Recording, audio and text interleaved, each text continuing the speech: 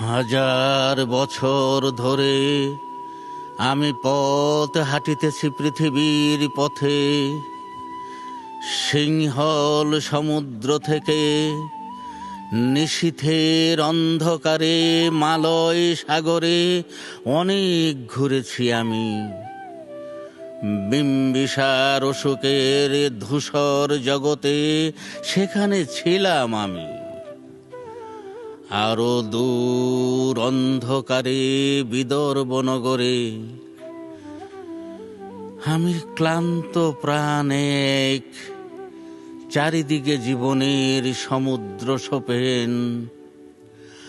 আমারে দুদণ্ড শান্তি দিয়েছিল নাটোরের বনলতা সেন। চুল তার কবেকার অন্ধকার বিদিশার নিশা, মুখ তার শ্রাবস্তির কারুকার্য। অতি দূর সমুদ্রের পর হাল ভেঙে যে নাবিক হারায়েছে দিশা,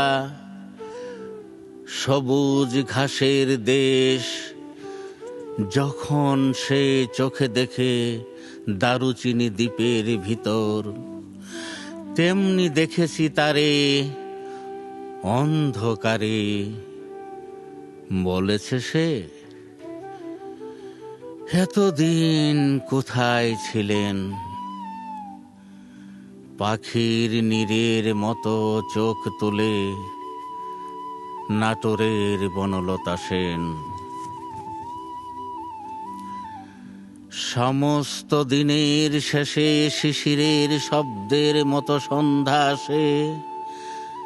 ডানার রৌদ্রের গন্ধ মুছে ফেলে চিল। পৃথিবীর সব রং নিভে গেলে পাণ্ডুলিপি করে আয়োজন। তখন গল্পের তরে জোনাকির রঙে ঝিলমিল। সব পাখি ঘরে আসে, সব নদী ফুরায় জীবনের সব লেনদেন।